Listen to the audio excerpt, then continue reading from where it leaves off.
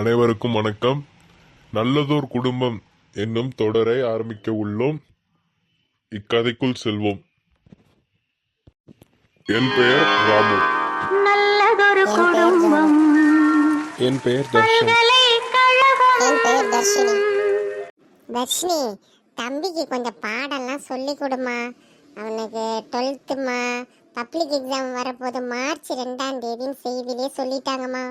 அவனுக்கு கொஞ்சம் சொல்லி கொடுப்பா. அவன் எங்கம்மா படிக்கிறான்?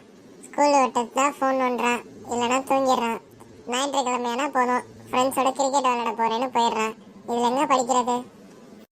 அதுக்காக நம்ம அப்படியே விட்டுற முடியுமாம்மா? அவன் +2ல் நல்ல மார்க் ஸ்கோர் பண்ணாதானே நல்ல காலேஜில் சீட்டு கிடைக்கும். நம்ம தாம்மா அவனை ட்ரெயின் பண்ணி கொண்டு வரணும். சரிம்மா, வந்துட்டீங்களாங்க? சரி, கை காலை கழுவிட்டு வாங்க சாப்பிட. பிள்ளைங்களாம் சாப்பிட்டு படுத்துட்டாங்களாமா? சாப்பிட்டு படுத்துட்டாங்க. தர்ஷனுக்கு காலேஜ் விசாரிச்சிங்களா? நானும் 2-3 காலேஜ் விசாரிச்சுதாம்மா வச்சிருக்கேன். மார்க் வரட்டும், மார்க்கை பார்த்துட்டு இன்னும் நல்ல காலேஜாக கேட்கலாம். என்ன உங்கள் அம்மா உங்கள் தங்கச்சி வீட்டுக்கு போனாங்க, இன்னும் வராமல் இருக்காங்க? அதான் தங்கச்சி மகளுக்கு சடங்கு வைக்கிறத பற்றி பேச போயிருக்காங்க. சொல்லிட்டு தானே போனாங்க. டேட் எல்லாம் குறிச்சிட்டாங்களாங்க? எப்போவா? எனக்கு இப்போ எதுவும் சொல்லலை.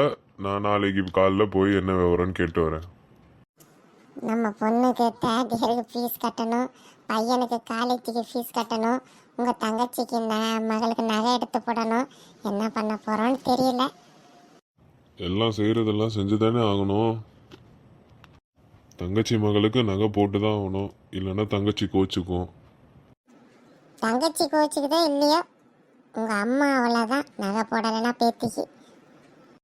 எல்லாத்தையும் சமாளிப்போம், வேற என்ன பண்ணுறது. சரி வாங்க சாப்பிட போகலாம். வாப்பா, நேற்று கூட தங்கச்சி கேட்டுக்கிட்டே இருந்ததுப்பா, சடங்கை பற்றி பேசுகிறோம், அண்ணன் வரலையம்மான்னு கேட்டுச்சு. நல்ல வேலை வந்துட்டப்பா.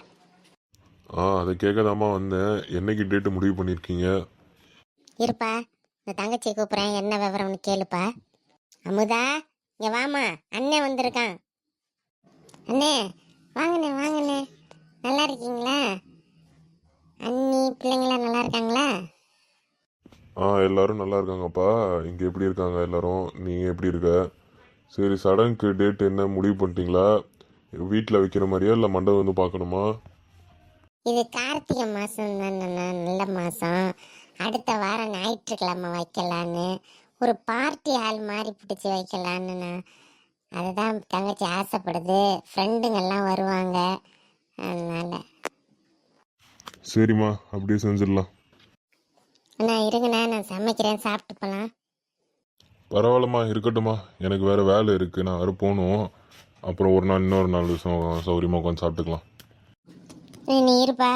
அமுதா, நீ போய் அண்ணனுக்கு டீ போட்டு எடுத்துகிட்டு வாம்மா.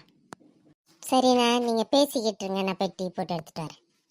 ராமு, சீர்வரிசையெல்லாம் நல்லா செய்யணும்ப்பா. நகை போடணும், பாத்திர மண்டலம் எடுத்து வைக்கணும், துணி எடுக்கணும், நல்லா கிராண்டாக செய்யணும். உன் பொண்டாட்டி பேச்சை கேட்டுக்கிட்டு எதுவும் செய்யாமலாம் இருக்காத.